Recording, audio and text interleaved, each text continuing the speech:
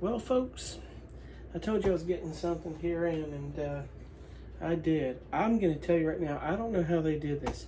Um, I guess, first of all, I can pretty much tell you that if you haven't heard about it, I don't even know what rock I've been under the last few years. I haven't played live in probably 7 years.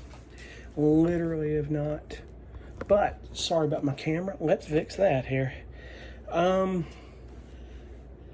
I started to wonder, I said, I need a really good floorboard to record with, like I said yesterday, and I just going straight into your interface. I don't care what interface it is. It's going to be hard because maybe in a guitar player, some people don't mind. There's like a gap and thinness in my signal I'm cutting tracks. It's just not giving me what I want, and it hasn't for some time. I really lately have started to realize it, but the first thing that I got, which I think is cool, I mean, it works. Hang on one second, I'll show you this.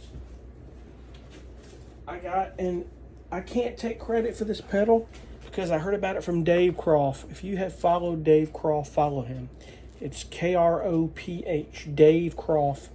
He teaches at Full Sail University, and I have a connection with him through a really good friend of mine, guitar player there in Memphis, Tennessee, because that's where I started playing music at. Donnie Smith is actually an on and off touring guitarist for the band Winger from the 80s. He's played with a lot of groups, but I've known Donnie for so many years, and I started to when I started following Dave, I started seeing his t-shirts, something about Memphis, and I was like, do you live in Memphis? And then I heard this connection. He mentioned Donnie Smith, and Donnie started commenting on his YouTube, and I'm like, wait a minute. But I didn't really know Dave. But I follow him because he's great at doing production music, and he teaches that at Full Sail University. But he said somebody had passed him on this pedal. It's a Joyo, Joyo, American Sound. This kind of emulates the Fender Tweed, the Black Deluxe. It's a good pedal. You got drive for crunch distortion, but generally this is just kind of clean to get a good boost, and it's a good preamp pedal to help cure that. If you don't want to spend, dear God, what I spent on this Hughes and Kettner pedal board, this is $35 versus to what I spent there. But the thing about the Hughes and Kettner that I got is not only is this thing a preamp for recording with, but it's a guitar amplifier. It's all on a footboard. It's 18 inches long. It's probably not even 10 pounds. It's a 200 watt amplifier. And I don't know what Hughes and Kettner did, but they put mojo into, I have never played a non-tube amp that had the ultimate tube sound. And I have a general idea what I think they may have done because I have a degree in electronics and I kind of understand some of the technology, but there's still some things I don't know. There's a tone heat generation. Like tubes get real hot and they break. That's what this really is sounding like. It can break, and it's something with heat sinks and transistors that are doing it. And props to Hughes and Kettner. And what I got was the Hughes and Kettner. I'll show you the manual because it's on the floor. Black Spirit 200 floor.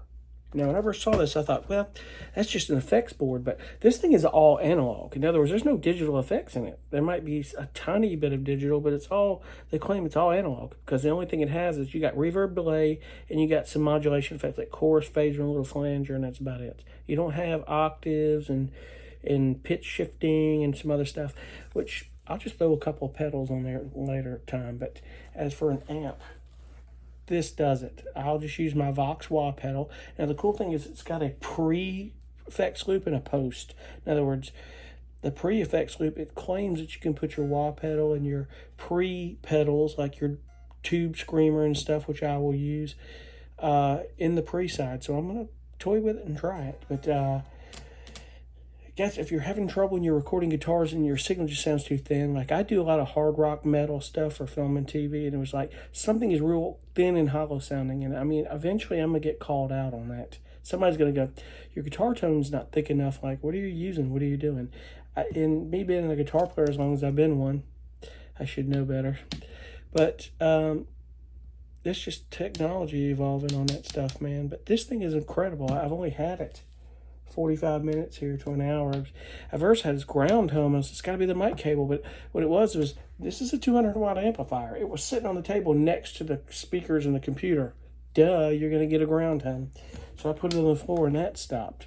So, guys, this thing is incredible, man. I tell you, I'm not going to do any video like playing it and all that because there's a million videos. If you go look up the Hughes and Kettner, just rewind the video back of the manual I showed you, or I'll show you it again. It's, if you know of Hughes and Kettner guitar amps, Black Spirit 200 floor. There's a lot of great videos these guys demoing the sounds, and I'm telling you, man, just listening to it, I was like, gosh, I can, it had that lift and that warmth of tubes. If you're a guitar player, man, I'm telling you, this thing is so cool. And in fact, I don't even know if I'm gonna blow the camera speakers out, but I mean the microphone, but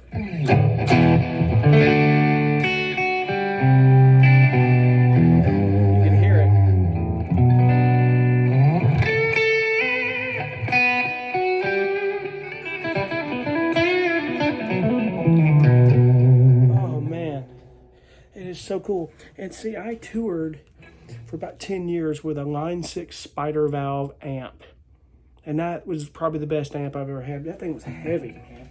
It was the loudest 40 watt combo amp I've ever heard in my life. So let's see something here. Well, you do have a little bit of a rotary effect. It's probably the phaser sped up.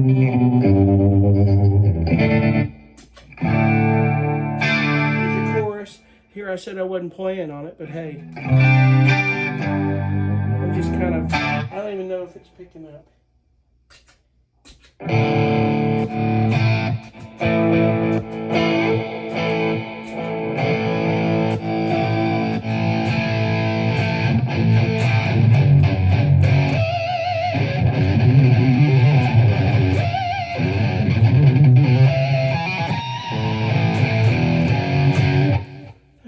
There you have it, folks. That is so cool, and I love it. Fits in a bag, man, and I'm good to go. I've got something I can tour with, but also something I can record with, man. So look that up if your guitar player should help. But that was what I mentioned yesterday was coming in, so I really hadn't planned on buying it, but I've got a lot of guitar work I'm doing here lately, and it just hit me that I just don't have the right input, a good tone or signal going into my interface. And I've got a great interface. I've talked about that before. I've got a SSL 2+, so it's not the interface. It's really just when you're doing guitar work, you've got to have a good little preamp or something with good tone going into to meet what you're feeding it to, you know. I mean, it is what it is. You're dealing with computers here. They aren't amplifiers. So anyway, I'm off. You guys have a good one. Thank you for watching. We'll see you on the next.